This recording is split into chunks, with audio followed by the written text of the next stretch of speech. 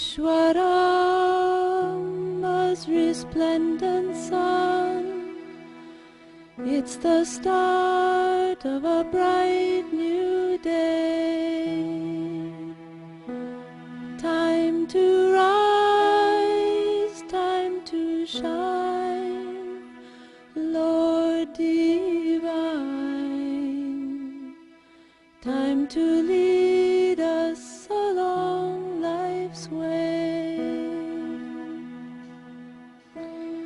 Awake, Lord of Buddha party. Awake, O Lord, over all mankind. Awake, O Lord of compassion,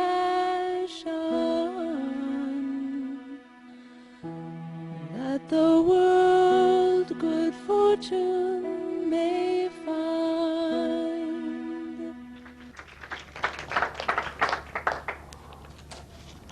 Pranams to the lotus feet and fellow Sai devotees. I think we'll wait just a moment until the ladies in the back get in the door and get seated.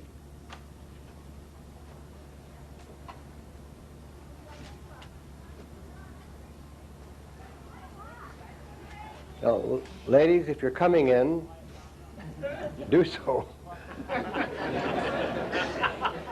Sairam, the volunteers at the back door, if the ladies are out there, could you instruct them to come in and could you close the door so we can get started? Volunteers? You can close the door now then.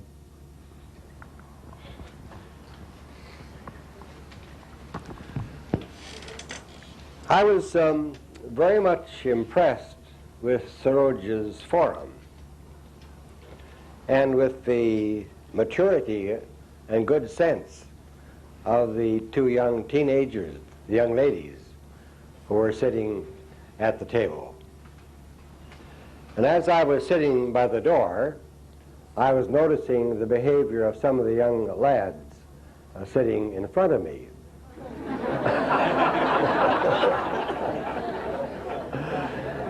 Some of them were paying attention, and others were not.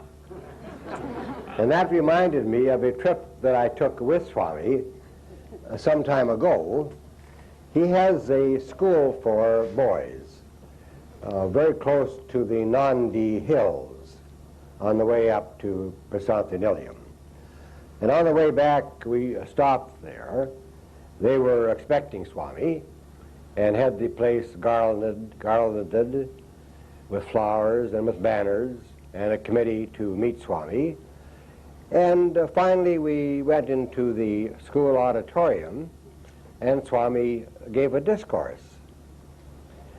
And he talked for a while. The boys were, I would say, ranging from 9 years old up to perhaps 16 or 17 years old. A big group, large group of boys. And partway through his discourse, he suddenly stopped. And I think to test whether or not these youngsters were paying attention. So he stopped and pointed out to one young lad about 11 years old and said, "Get up, stand up." So the boy stood up and broke into tears right away. Scared to death, I suppose. And then Swami said to him, "What was I talking about?" To test whether or not the boys were paying attention. And despite his tears, this young lad said exactly what Swami was talking about.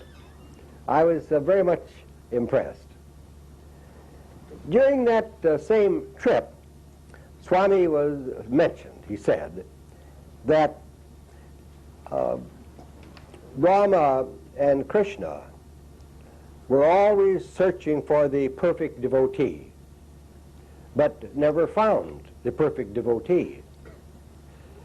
So I said, "Well, Swami, how about Swami?" And Swami said, "Yes, I also am searching forever for the perfect devotee." I said, well, Swami, how could it be that you don't find the perfect devotee? Now, the teachers at this college were all young and middle-aged men, the school, and they all had forsworn marriage and family to stay at this school and teach Swami students. The pay was so small, just enough to keep body and soul together. There was no possibility of them ever hoping to get married and be the head of a family. And they sacrificed all of that just to be there and teach Swami's students, to please Swami. So I said, Swami, these teachers, and I described them again, just like I did to you now. I said, Swami, how could anyone be more devoted to the Lord, to thyself, beyond the devotion of these teachers who've given up everything? And so I said, no, no, no. He said, that's all outside devotion. Swami is talking about the devotion inside the heart. Now, at that school, they used quite stiff discipline. As Saroja said, that the discipline Swami demands from the young people in his schools is really astonishing. And the reason, of course, is that unless the children learn discipline early, they'll make serious mistakes as they get a bit older. And as an example of how those mistakes are made and the really drastic consequences that follow, you know, Swami's college is thought to be the best college in India. Everything is free. Tuition is free, food is free, the laundry is free, everything is free for the students. And so families from all over India know that the graduates from Swami's school score the highest of the intercollegiate examinations each year. They're way, way up at the top. So there's a top college and also free. So you can imagine the competition amongst parents from all over India to get their boys into that college. Now, when they come to the college, Swami meets with them just about every day, especially when he was in Vrindavan at the college there. And he talks to them in the morning and scolds this one and that one. They're only supposed to keep so much money in their trunk. And sometimes the boys keep more money than they should in the trunk. And I've heard him scold the boys severely for that minor infraction. So he scolds them and corrects them and, of course, loves them too. But if they make a mistake that is a serious mistake, like, for example, they sneak out of the college at nighttime and go into Bangalore to see the movies, or to maybe even go someplace and test liquor, they think that Swami doesn't know. But he knows. And if a boy makes a serious infraction of that, do you know what happens? He's kicked out of the college. Out he goes. Finished. Just imagine the impact on that boy's life. Here he was an honored student, allowed into the top college in India, and then kicked out to go back home. His career is ruined. Really, it will affect his entire lifetime. And yet, out they go, again and again, if they have a serious infraction. So that is why Swami is so bent on strict discipline for the children when they are younger. Now, as I was listening to your delightful bhajans this morning, I thought they were wonderful. And I was so happy to see you sing with such clarity and fervor the English devotional songs. That's especially pleasing to me. And it took me back to my experience with Swami on singing devotional songs, in which I had really quite a distinction. Swami was habitually, even now, every day when he's in Vrindavan, there's a big veranda in this new house, and there also is a big veranda in the old house. And in the old house, every evening, the college boys would come in and sit down, and they would have, Swami would call on one or two of them to give a talk, and then they would sing bhajans. Then Swami has the habit of calling on individuals to sing a bhajan. Just pick this way, now you sing a bhajan, you sing a bhajan. All by themselves, with this total audience there. Nobody escapes, even the Westerners. I kept dodging and hiding behind people. But finally, I couldn't escape. He pointed to me, Hislop, you sing. So, you know, I don't join in the bhajans here because I can't carry a tune. I haven't any musical sense at all. But still, how can I not obey the Lord? So I opened my voice and sang. And there comes my distinction, because I think I'm the only person who was never asked to sing twice.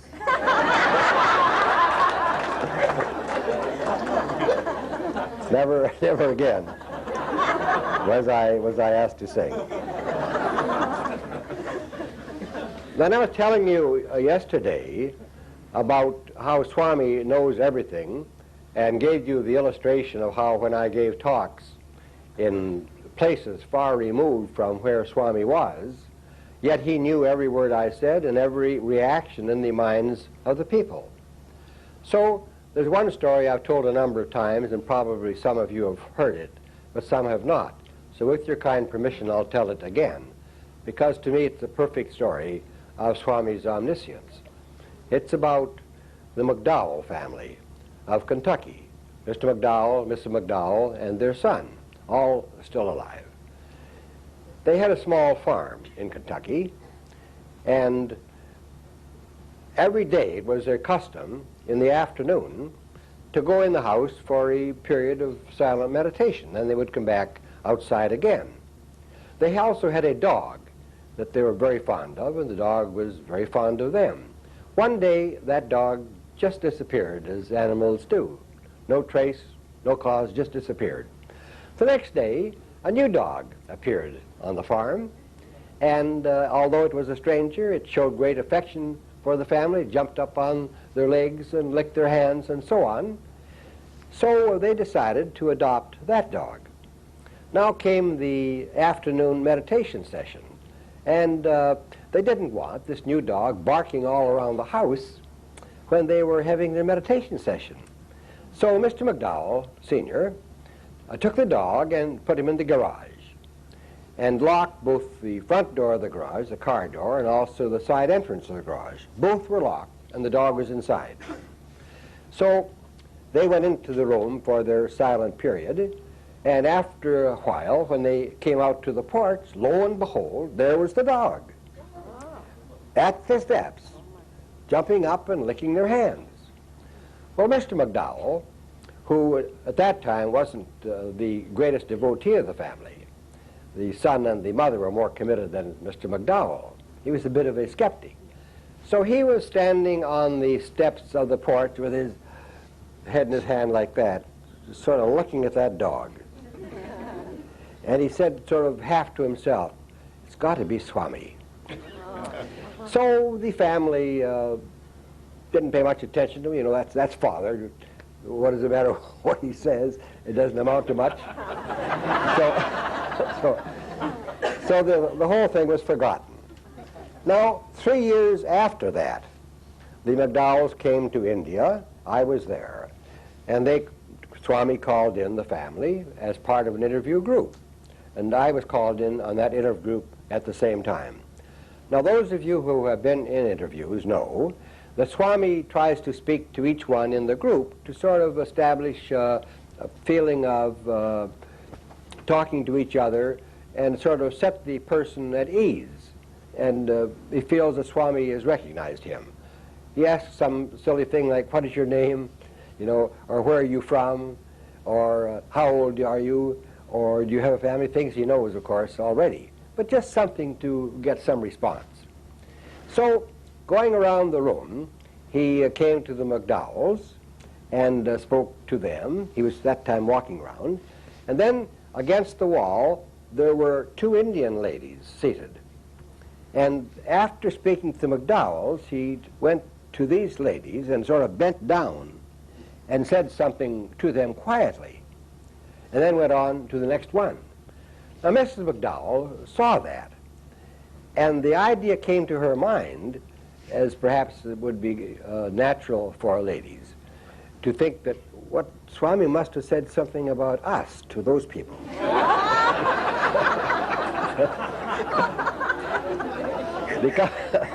because he had just spoken to them, then went and said something privately to them, the ladies. So after the interview was over, Mrs. McDowell followed these two Indian ladies and cornered them and said, "Would you mind telling me what Swami said to you?" And they said, "No, we don't mind." He said, "They think I'm a dog."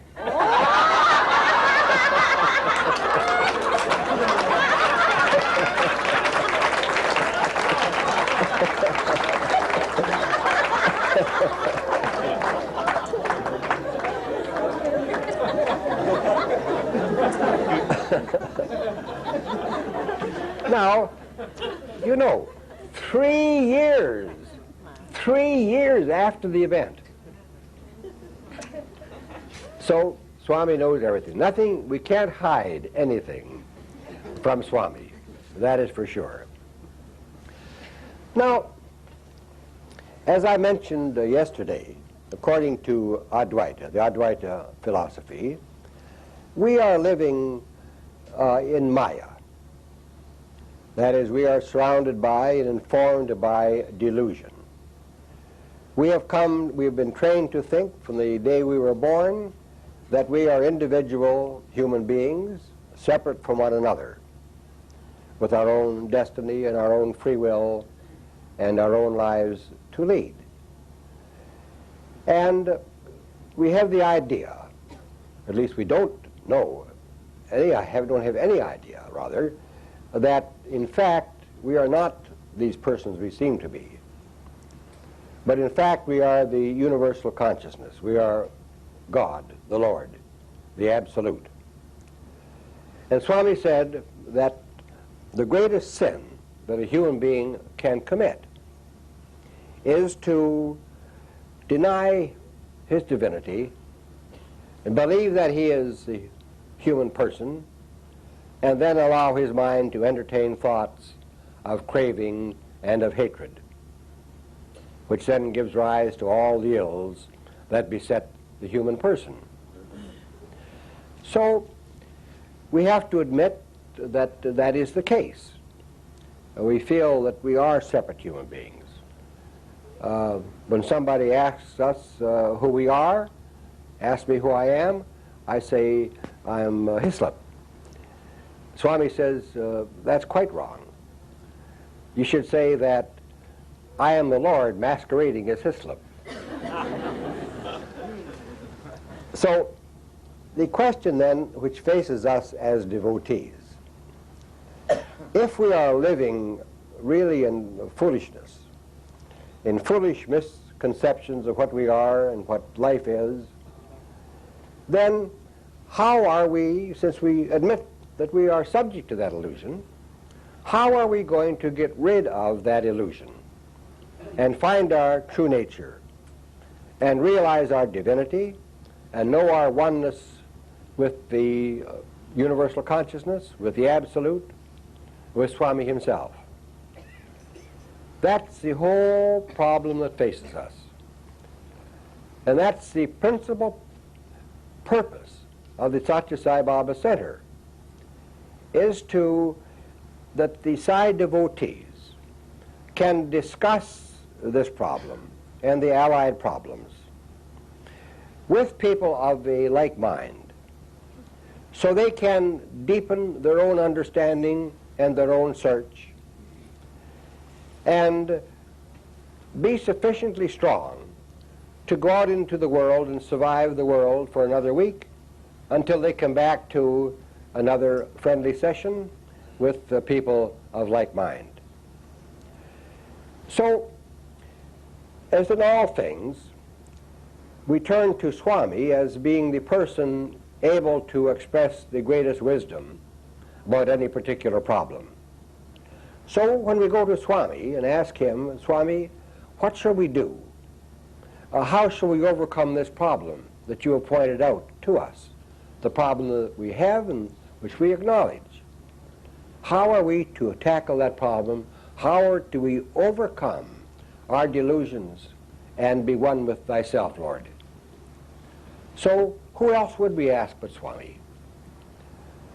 Certainly he would be the first for ourselves.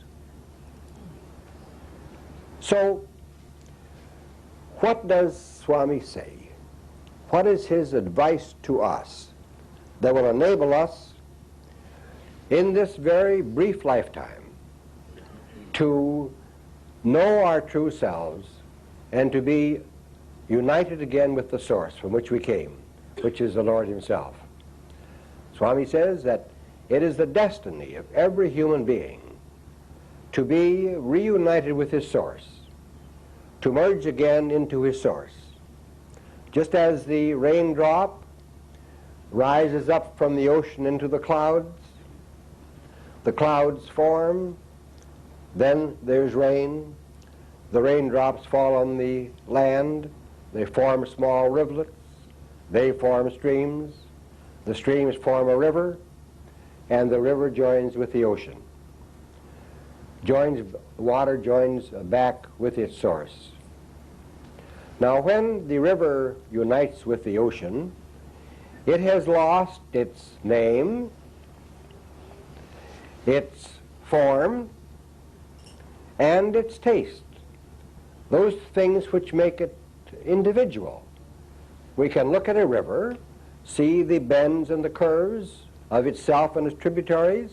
It has a name, and the water has a certain taste.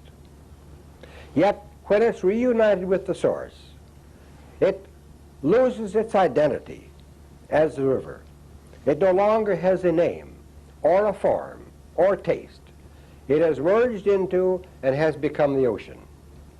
In the same way, it is with ourselves as individuals.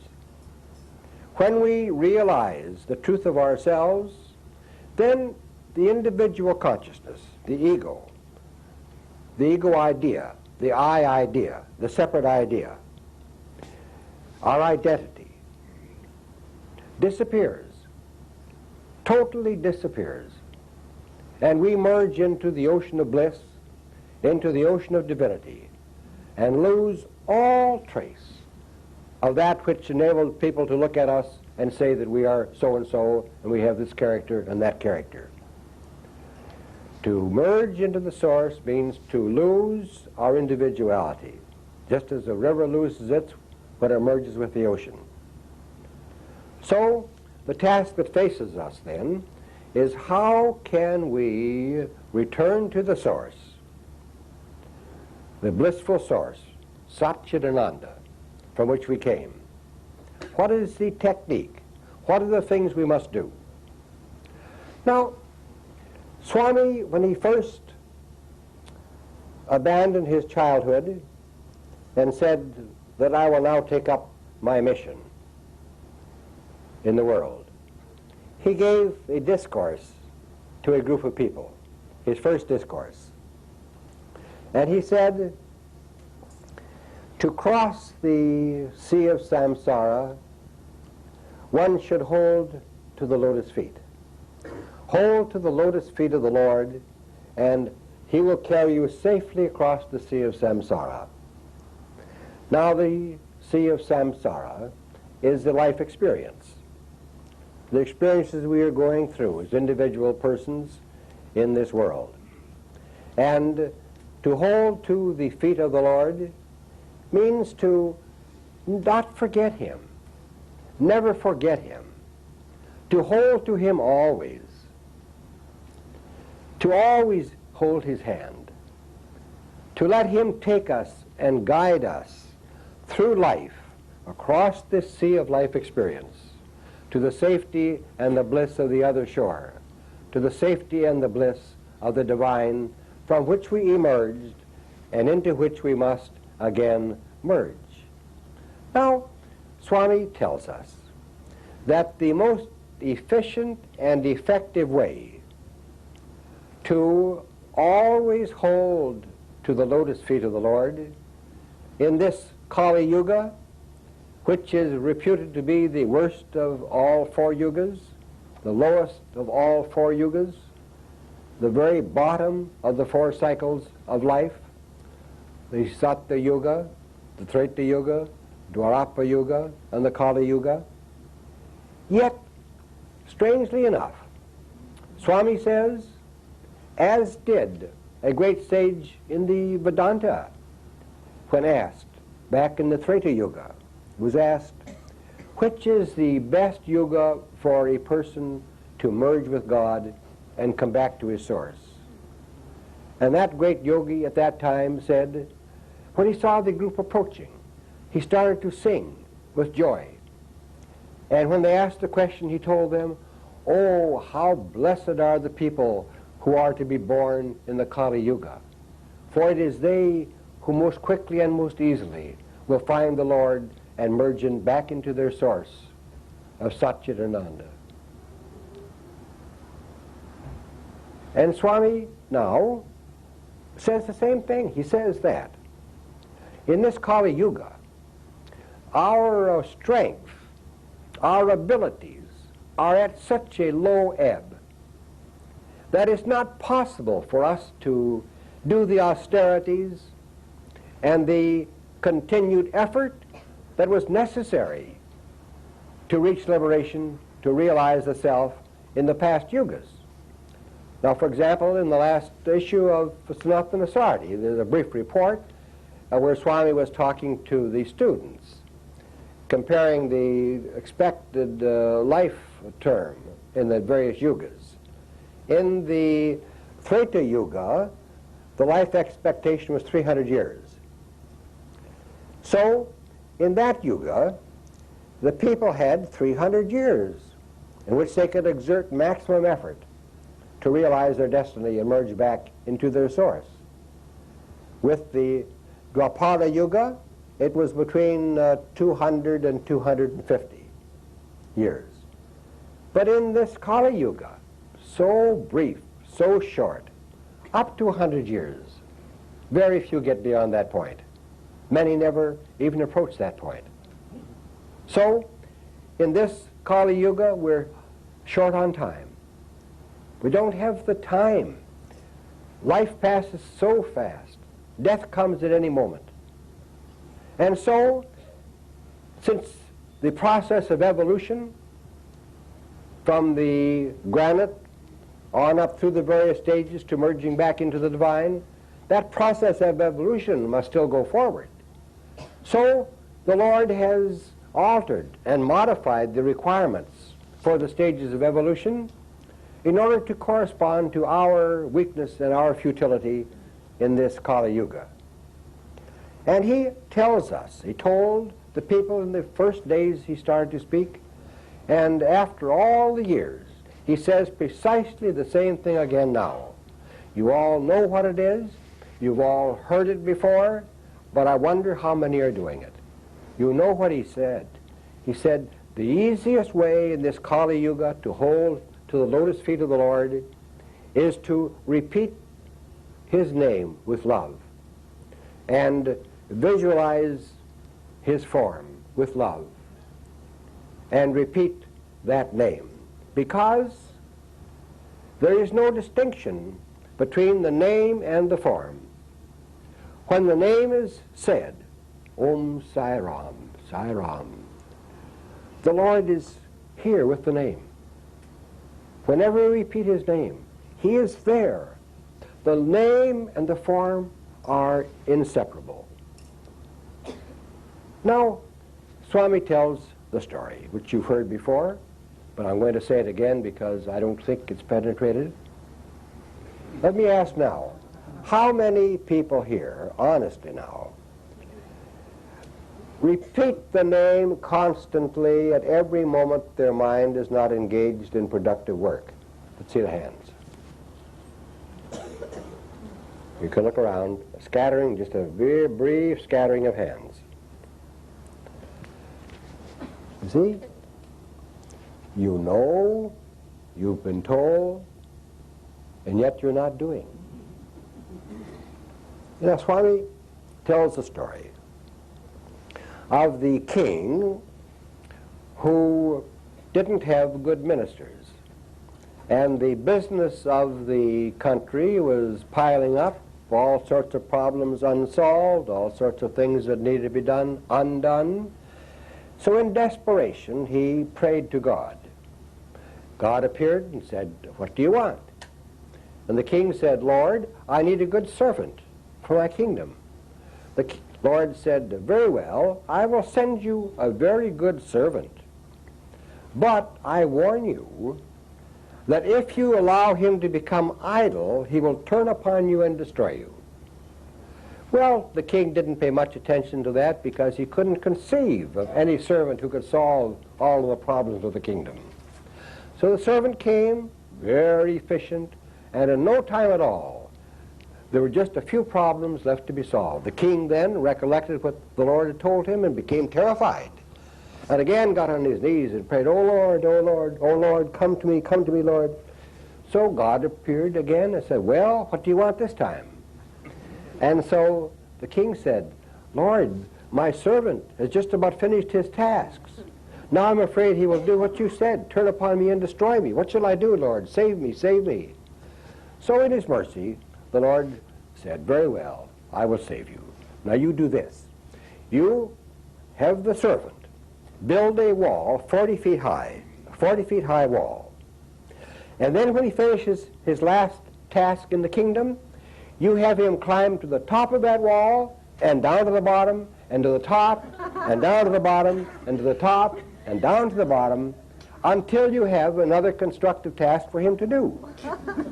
In that way, he will always be kept busy and won't have the time to turn upon you and destroy you." Now, Swami said, the servant is the mind. And what is the wall? The wall is God's name. The wall is God's name.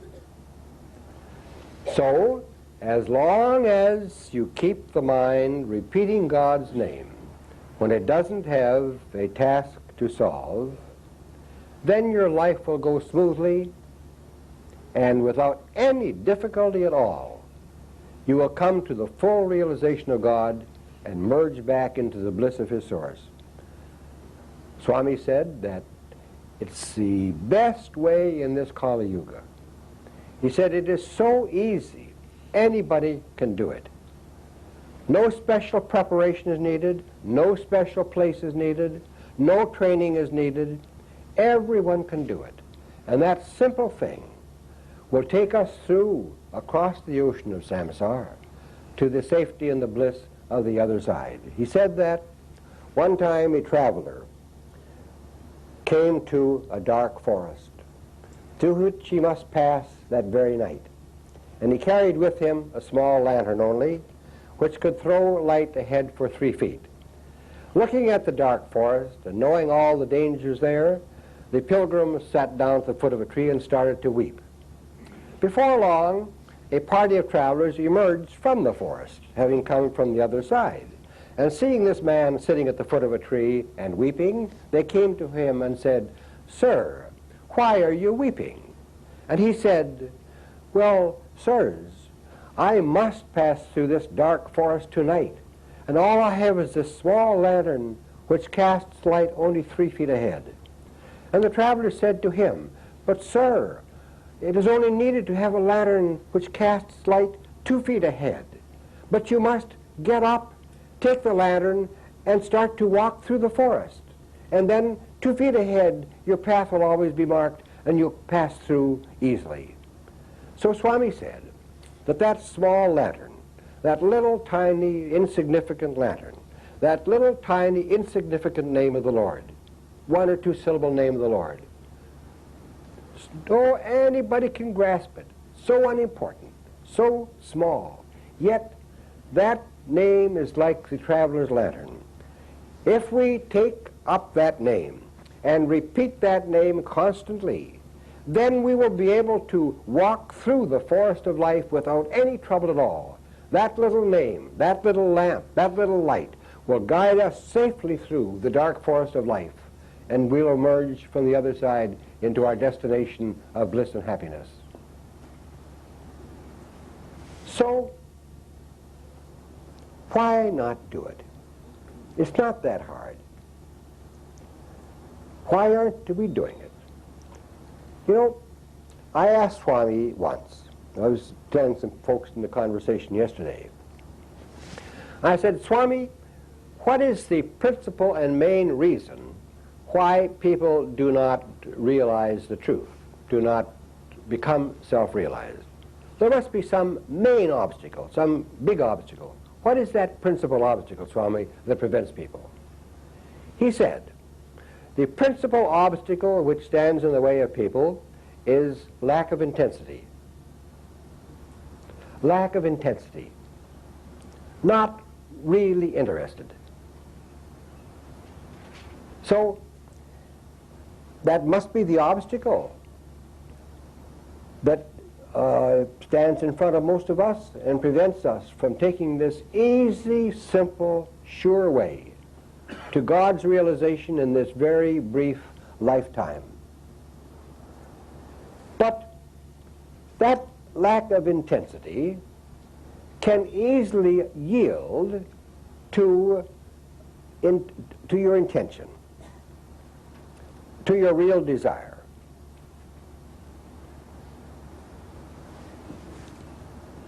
See, right now, for example, you could say, well, I hear Hislop. I don't think he's a liar.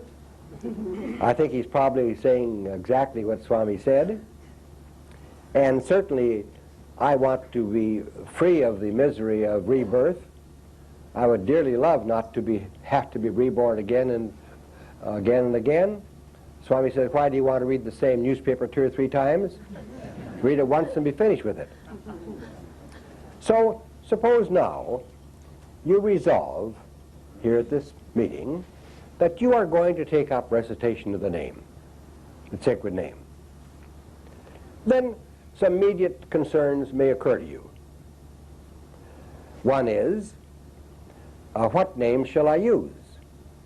And how do I go about it?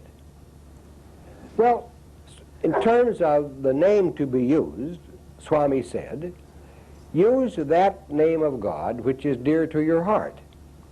It can be any name of the divine.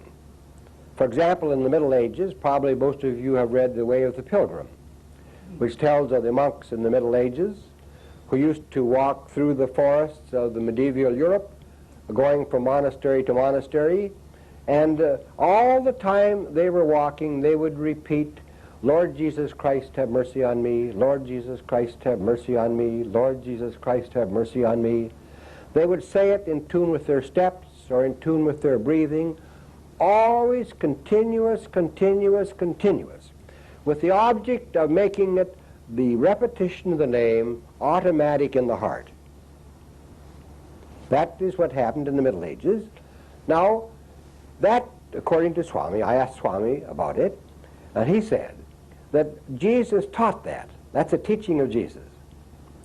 And about 16 years after the death of Jesus, the spiritual preceptors of that time took up and put into practice that particular teaching. And then it lasted through the Middle Ages up until about the 11th century. Then it has just about disappeared. My wife and I were curious, and we looked through the Bible, and we found just one brief sentence that referred to that practice, the repetition of the name of the Lord. So therefore, if you really want to realize your destiny in this life, if you're serious about that, sincere about that, then what name will you use? See, many of you are from different religious backgrounds. Now perhaps for some of you, Rama may be the mentor, or Krishna may be the mentor, or Jesus may be the mentor, or the Buddha may be the mentor, or Allah, or Muhammad may be the mentor. In any case, Swami says, all those names are mine. So use the name of the religion or the faith which is dear to you, and that does the job. All right, now, how about the visualizing the form of God? Because, you see, if we are to take up the practice of the repetition of the name, which in this very lifetime will take us to our destiny, then we have to not do it carelessly or monotonously or just automatically. It has to have meaning because we're addressing God, who is by our side. As we repeat the name, God is walking with us. Om Saram, Om Saram, Om Saram, Om Saram. As we repeat it, God is beside us, walking beside us, in front of us, behind us. And so we're addressing Him, not just doing some monotonous phrase. We're addressing God who is right beside us. So therefore, we want to say His name with love. When we say, I hear you say in the bhajans, Swami, we love you. So when you address Him, by your side always when you're repeating His name, you want to say it with love. I love you, Swami. So, in order to express that love, there must be a human form. Swami points out that the only God we know is the human form. All the other forms are pure imagination and speculation. We must worship God in the human form, because that is the way we can conceive of God. Swami said, if frogs were interested in God, then they would see God as a giant frog, not as a human being. So we see God as a perfect human being, as Jesus, as Krishna, as Sai. So therefore, we have to have an image in the mind of God as human. So how do we get that image? Let us say, for argument's sake, that we choose Sai. We haven't any other particular name that we're fond of, so we choose the name of Sai. And we might say Om Sai Ram, or just Sai Ram, or Ram Ram Ram, whatever the case may be. And we want then to address ourselves to Sai, the form of Sai. We love that form. So Swami says it's best not to try and remember a picture or a painting or from a statue. It's best not to have just a memory of something that you've seen, but instead actively construct the image of Sai in your mind. That is, you start out and imagine visually, create visually, the picture of Sai's forehead. Visualize his forehead, then visualize his eyes, his hair, his nose, mouth, shoulders, and gown.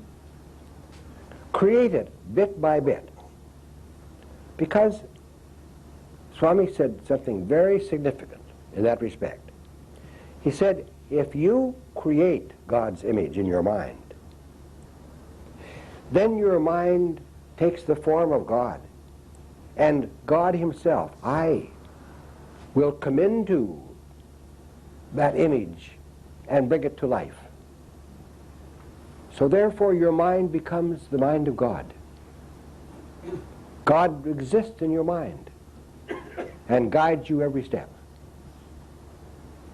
Now, you might also bring up the objection that if I go on repeating God's name when I'm supposed to be working at the computer, I'll get fired.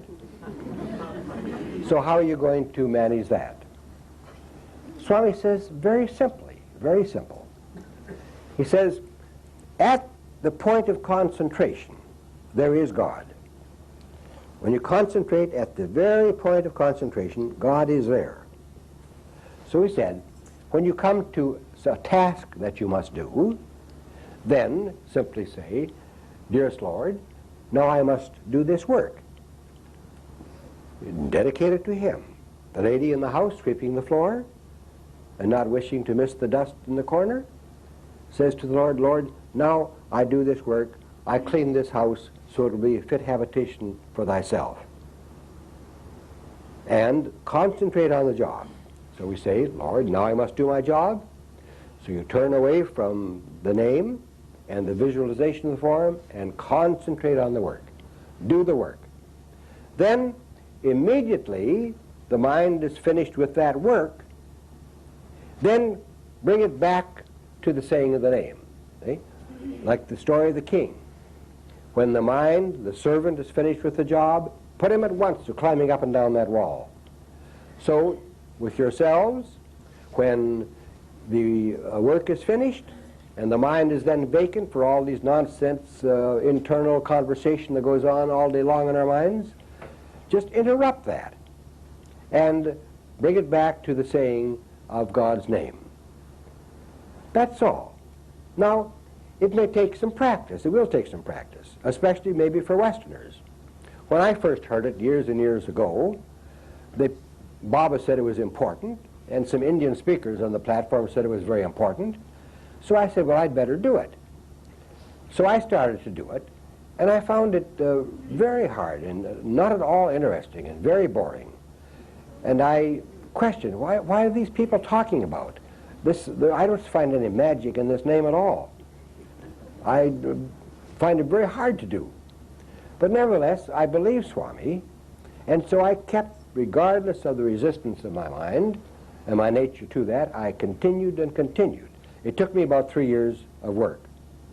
But now, I say the name all the time in my heart, in my mind. Om Saram, Om Saram, Om Saram. Continues all the time. Even when I'm working, in the background, Om Saram goes on. Immediately I stop work, I don't let my mind wander off into foolishness. I immediately bring it back to Swami and concentrate on him. Now, next question is, how am I going to live with my family if I do that? See, the point there is that it's not your family's business.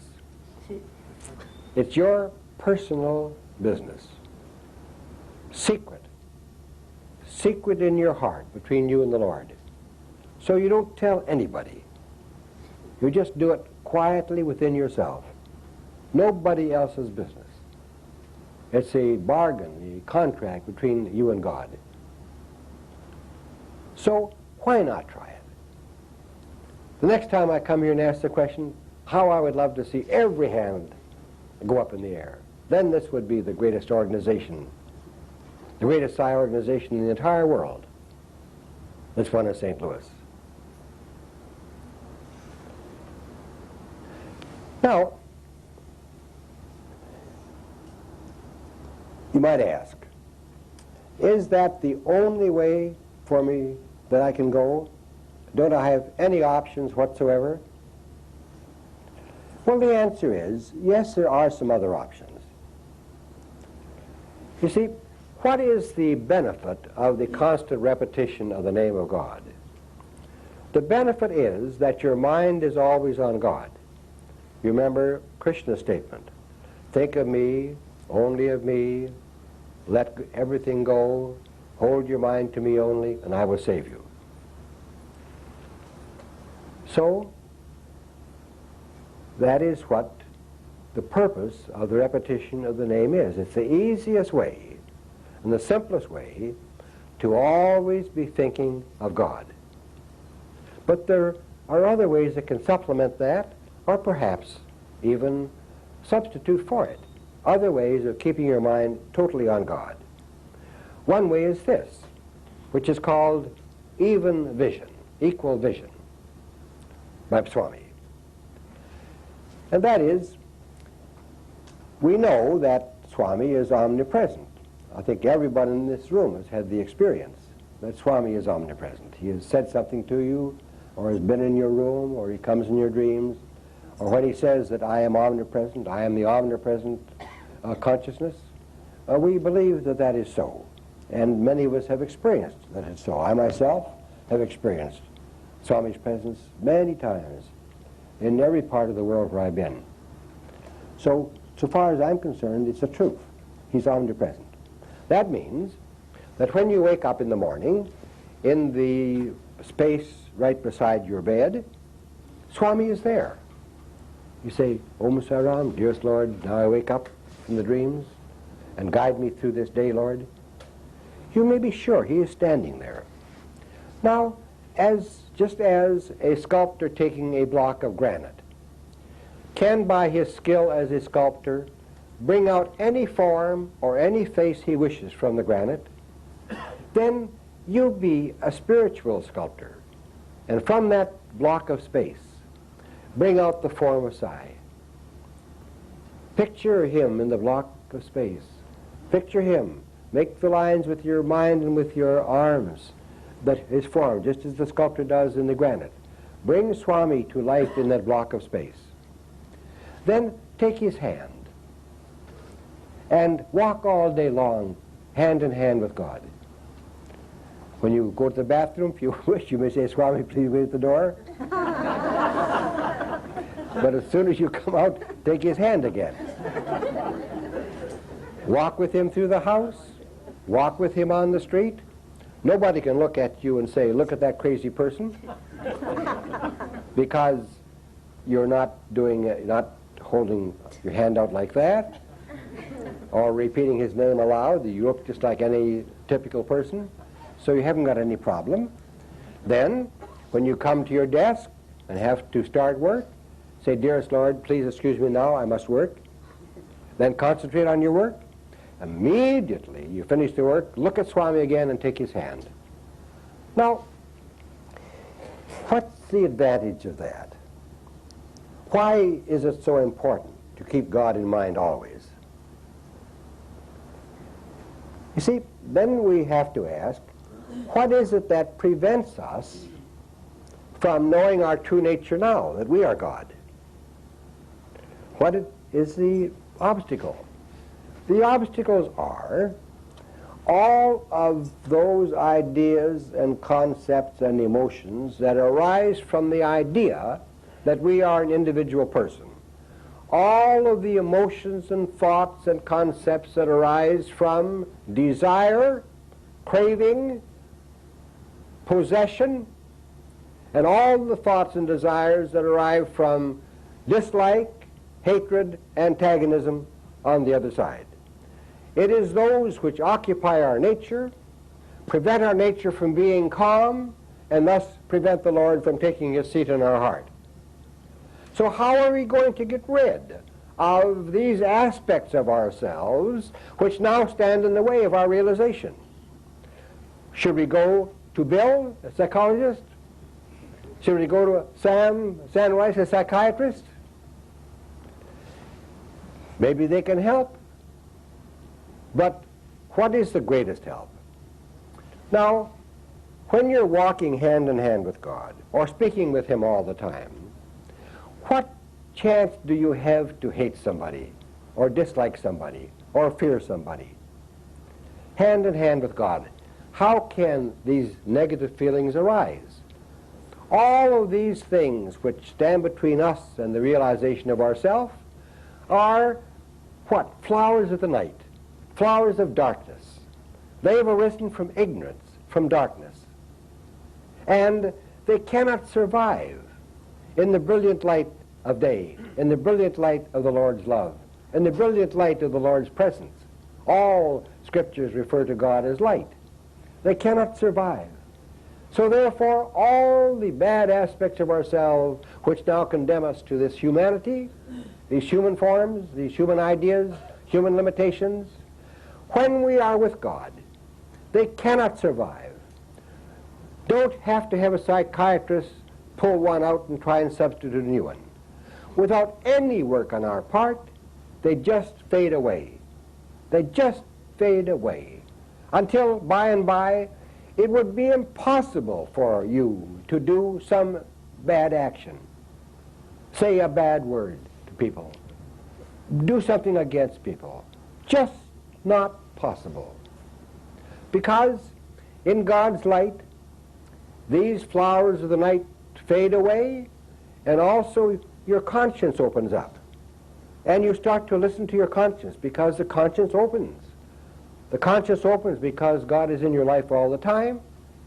And in the human body, in the human person, conscience is God's voice, God's residence in the human person. So there is that way. 2, even vision. Now, the second part of even vision is this. Well, God is with us all the time. Now, we contemplate other people in our social contacts, in the family, and in the workplace. So how are we going to see those other people now?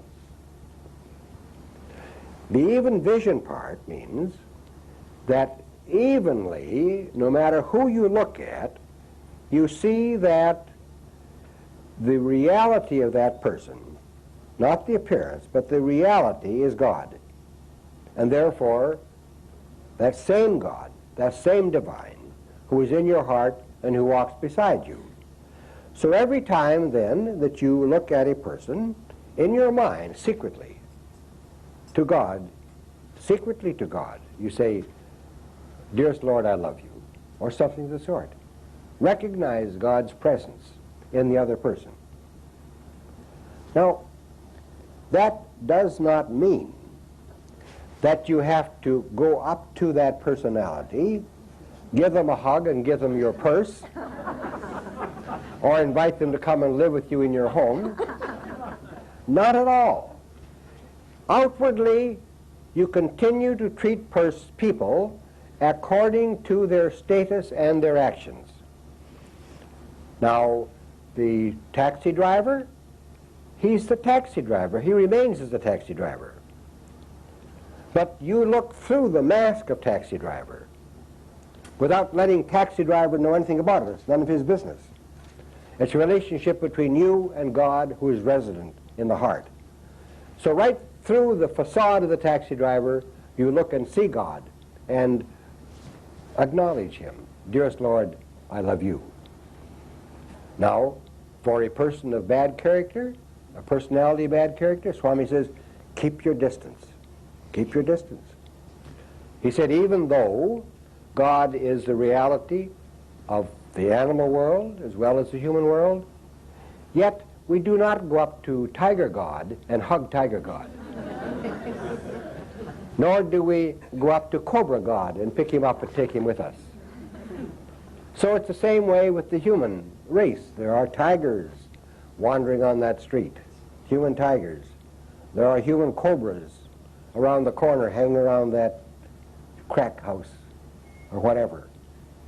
So with such people, Swami says, keep your distance. Have nothing to do with them. But that doesn't prevent you from recognizing God and greeting God in the heart.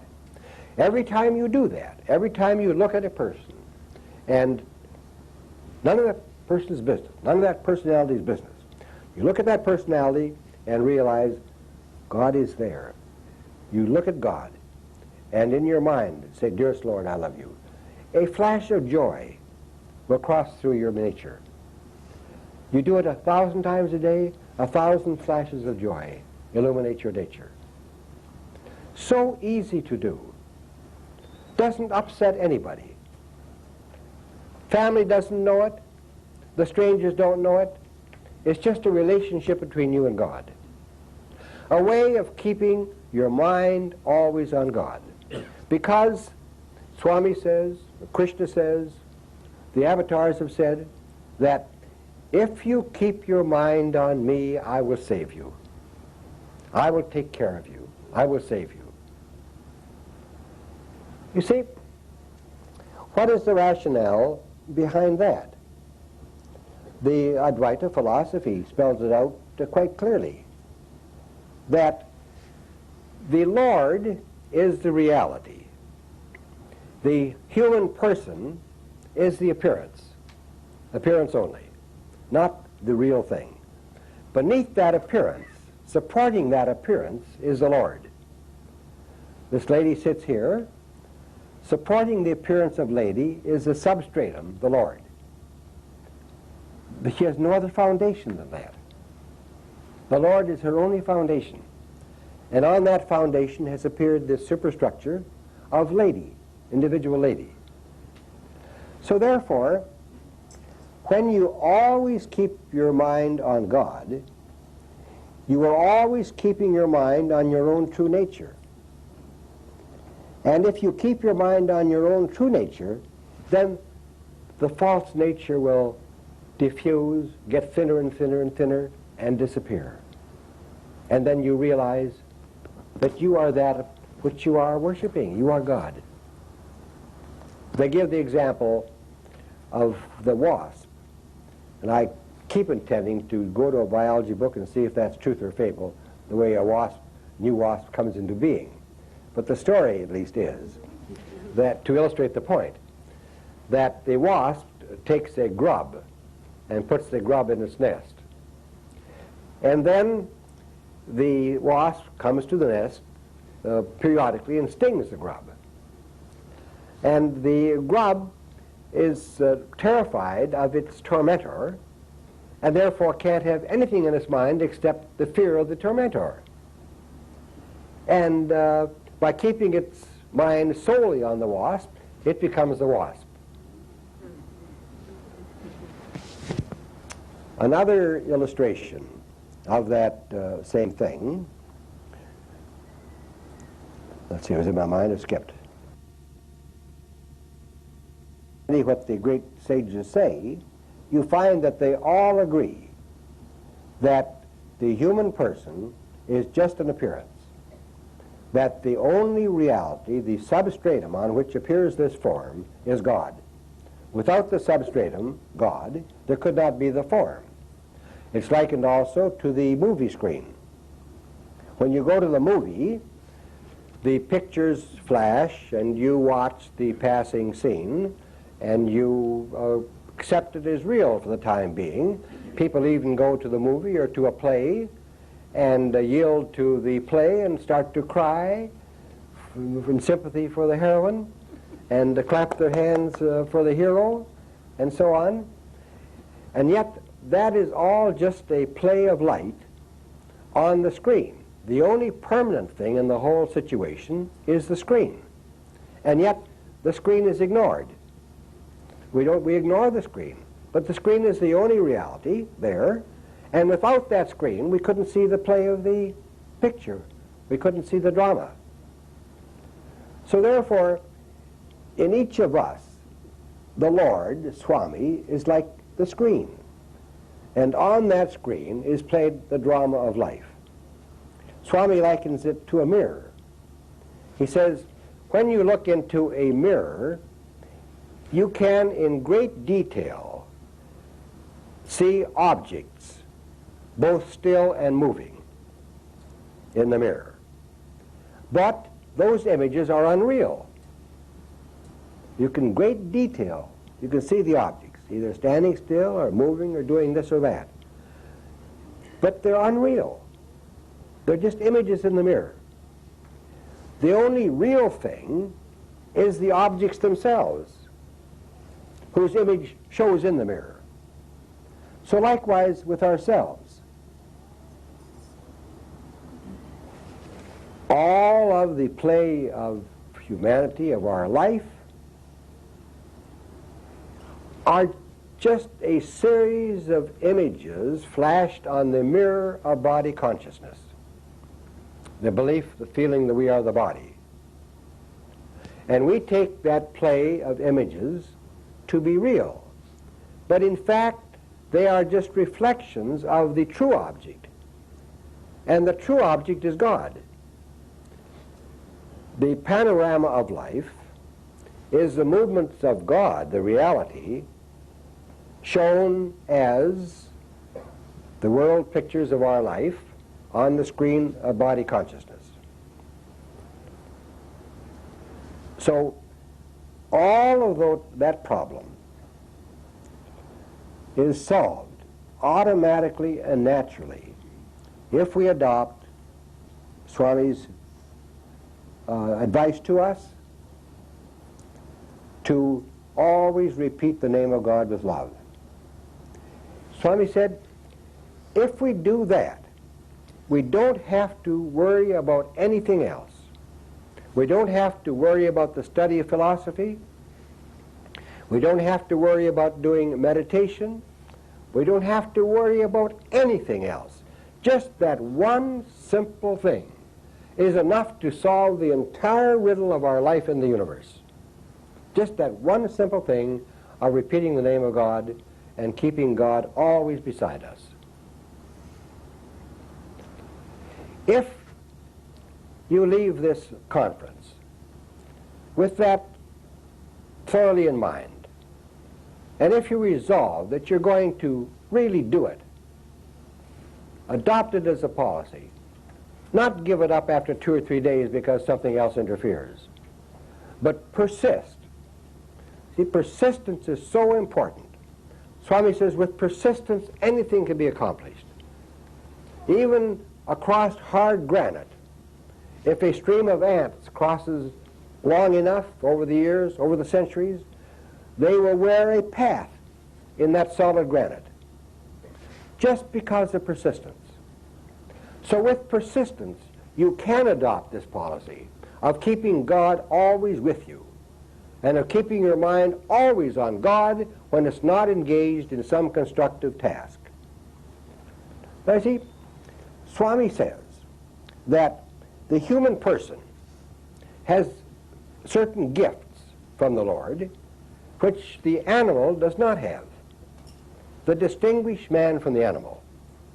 Now, those are, 1, man has the power to reason things out. Okay?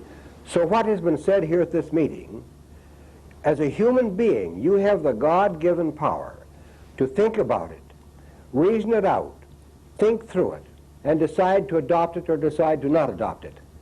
You have that power. It's God-given.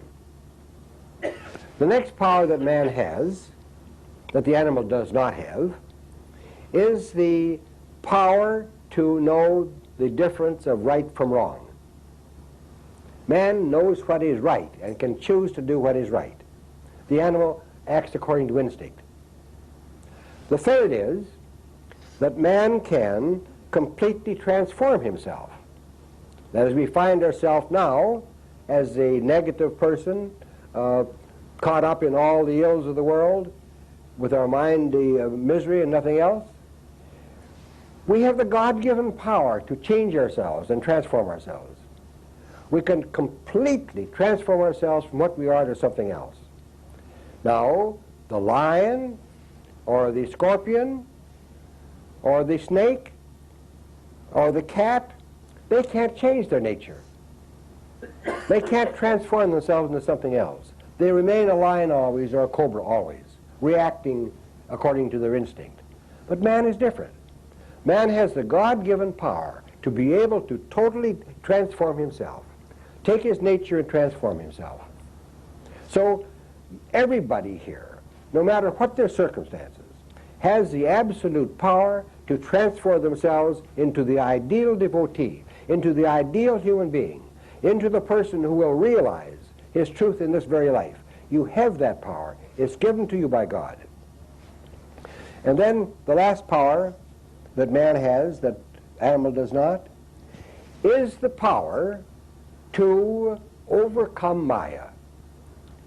This great Maya, which comes forth from the Absolute, manifesting his mind, the thoughts of the mind then materializing as the world, and all these things that happen in the world.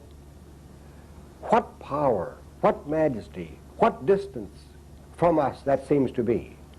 And yet, man, this small 5 foot, 6 foot, fathom long body, has the power to overcome Maya, to penetrate Maya, and to rejoin the blissful source of the Absolute.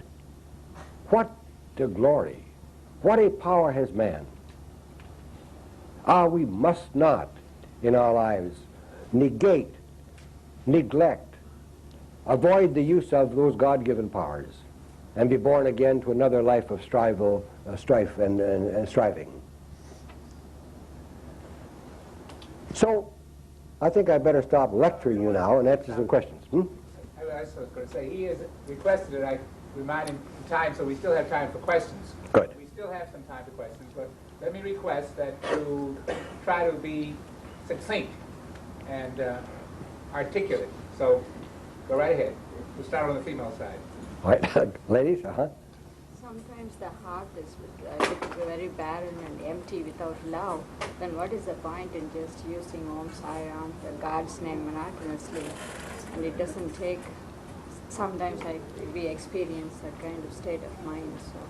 So the lady says that the heart is dry and without love. So what is the advantage of a dry heart reciting the name of God? See, the question then is, how can one learn to love God? How does love of God come forth from us? Swami says that the most easy and direct way to develop and culture your love for God is to possess God, make him your own.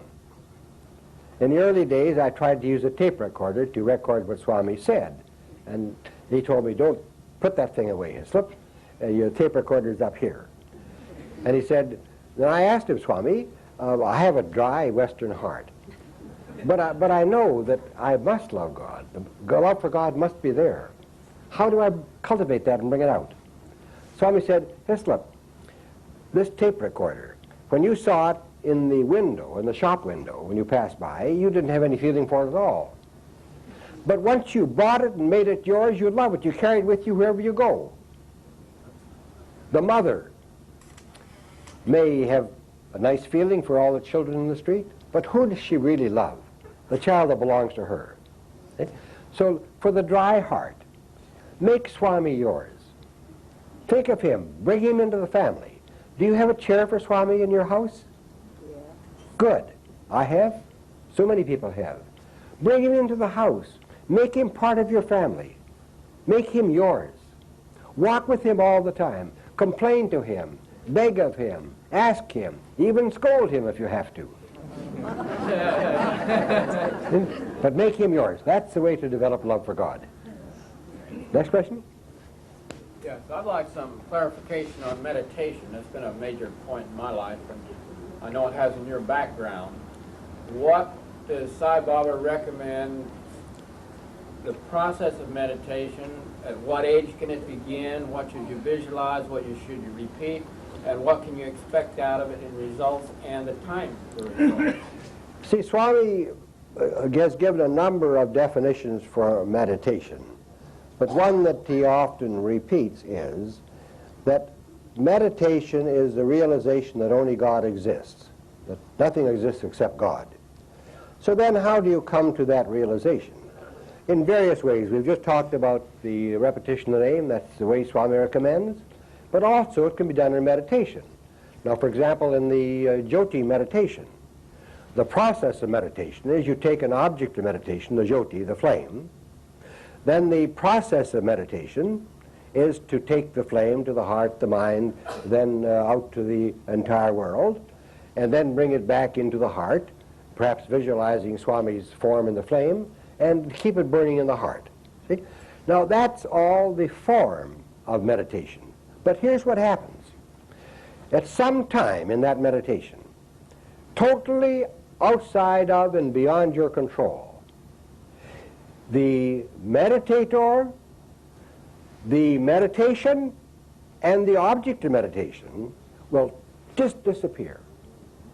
And only God will exist. Only God will exist. That is meditation. The rest is just preparation, just part of the form.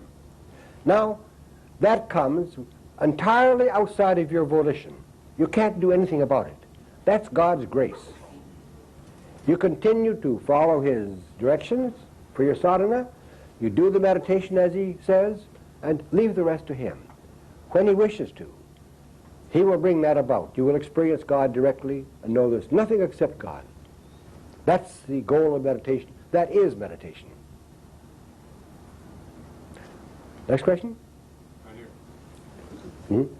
You spoke a while ago about name and form Uh-huh. being the same, and you also talked about namasmarana, doing the constant repetition, and then also about visualizing Swami. And my question is, when you were able to maintain mantra all the time, what happened to the form at that point? Did it also become enlivened, and are you able to see that enlivened form of Swami? Is that? No, for myself, the name repeats all the time, and I feel Swami with me all the time. Wherever I look, I know that's Swami. I look at this cement floor, I know that's God. I say, oh, that's God. I look at the tree, that's God. I look at that door, the material of the door, that's God. I see God every place I look, because that's the truth. The fact is, everything is God. So why should I deny it? Why shouldn't I accept that? So every place I look, I see nothing but God. That is Swami's advice. Now, Swami told me this last time when I was there. I said, Swami, if one is totally devoted to God, to yourself, as the manifestation of God, manifest form of God, and thinks of you only, is totally devoted to you, sees you every place, they say in the scriptures that's enough. Is that true, Swami? Swami said, absolutely true. You give your mind to me, you think of me always, you love me, you devoted to me. Yes, look, nothing else need be done. That's all that need be done. Everything else happens automatically. Next question? Ladies? Uh-huh.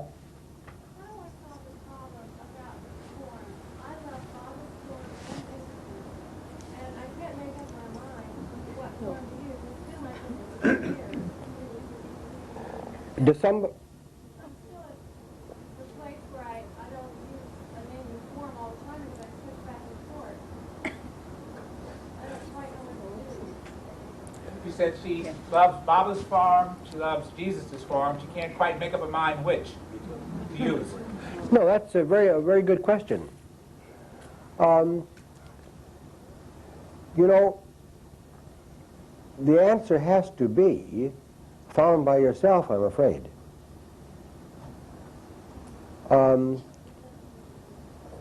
See, really, Swami says, there is no difference. All names are his.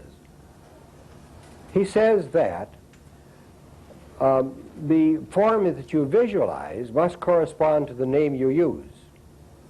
That is, you can't visualize the form of Jesus and then repeat Swami's name. That is not practical.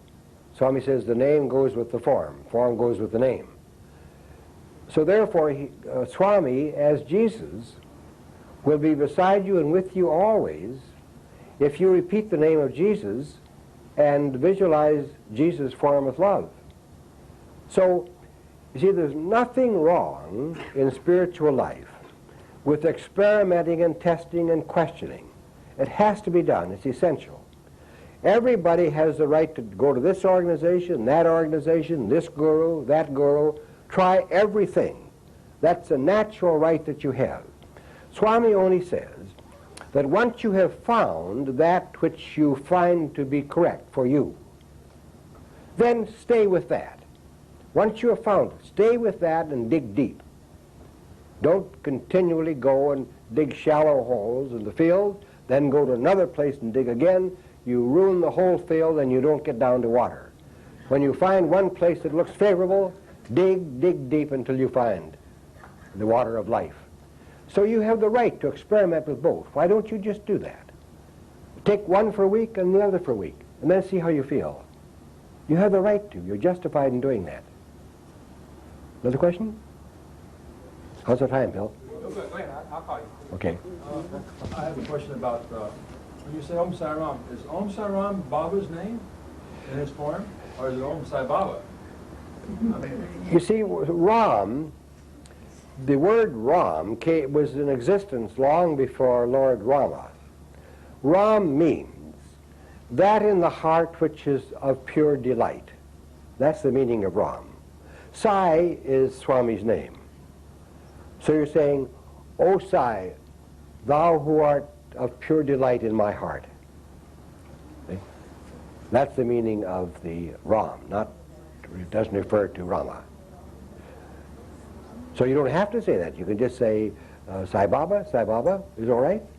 Sathya Sai Baba, Sathya Sai Baba. Any name that corresponds to Sai's form. If you take a name that doesn't correspond to Sai's form, then visualize that form that corresponds.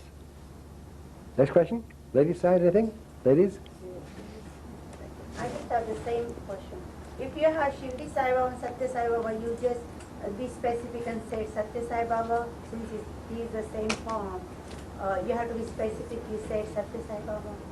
You can say any of Swami's names that appeal to you. Swami says, any name that is dear to your heart is the one to use. But if you just say Sai Baba, but if then you and then you are visualizing the Shirdi Sai Baba, that's not right. No, you see, the question is, if you say just Sai Baba, then visualize Shirdi Sai Baba, you see, is that correct? Now, I think that if you wish to visualize Shirdi's form, you should perhaps say Shirdi Sai, or something that corresponds directly to that form. Now, in respect to Shirdi Sai, a devotee in Madras has a temple devoted to Shirdi Sai, and there are many people there who are devotees of Shirdi Sai. And so one such devotee came to Swami and asked, Swami, is it all right to still give my worship to Shirdi and hold to him and still come to see you? Swami said, no, that is not the best thing to do. The form of Shirdi is dead and gone, whereas the form of Sai is alive and here and can answer your questions.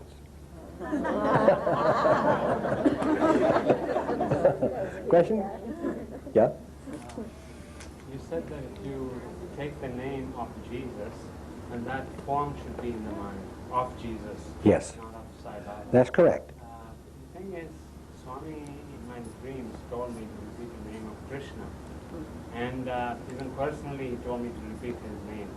I never got to the point of asking him that.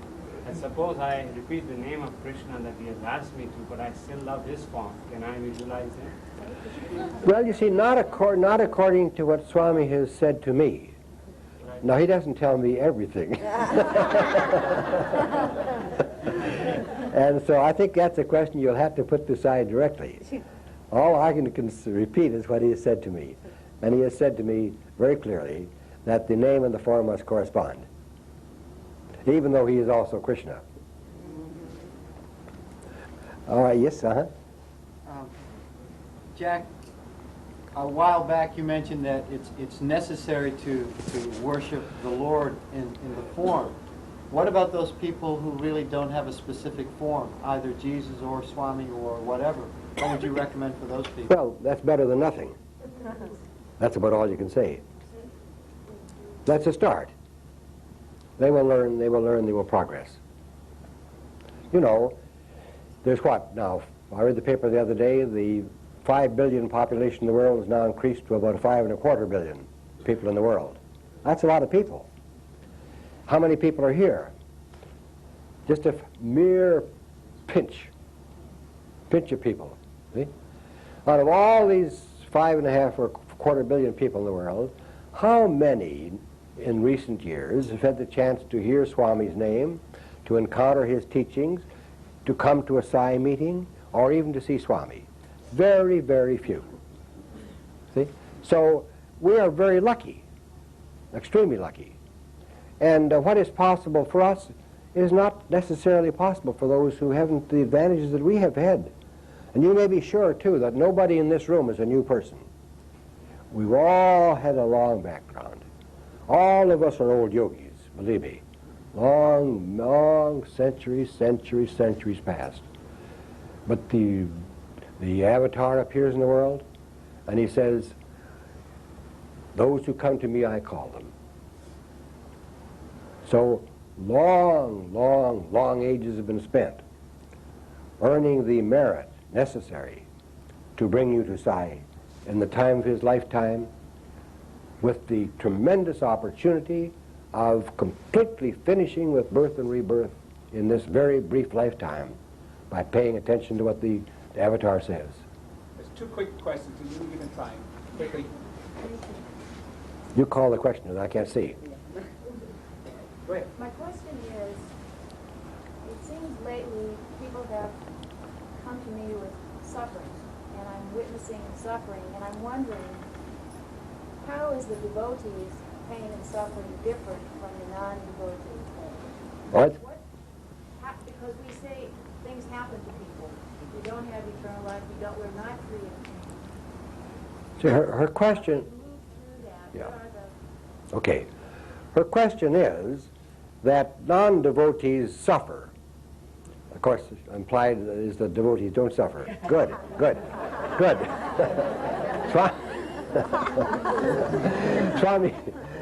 Swami says that the essence of detachment is to become detached from suffering and attached to joy. See? Don't give up all those things. That's a lot of kindergarten things. Detachment is to be detached from suffering and attached to joy. Okay, so then how about people who are not Sai devotees? They encounter suffering. Now the truth is, as Swami has pointed out, that nothing happens to you that you don't deserve, whether good or bad. See? So some misfortune happens and you suffer. You can be sure, the person can be sure, that he or she is paying off a debt. They have a debt to life. They've incurred a debt at some time or other. Now, through that suffering, they have the opportunity to pay off that debt and get rid of it. Therefore, they should accept their suffering gladly. Thank heavens I'm finally getting rid of that debt. Now, you have the job of explaining that to them.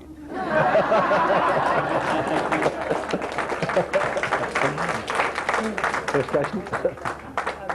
Bill? I'm afraid we're going to have to Okay. stop at this point. He is still around until tomorrow and even after lunch tomorrow.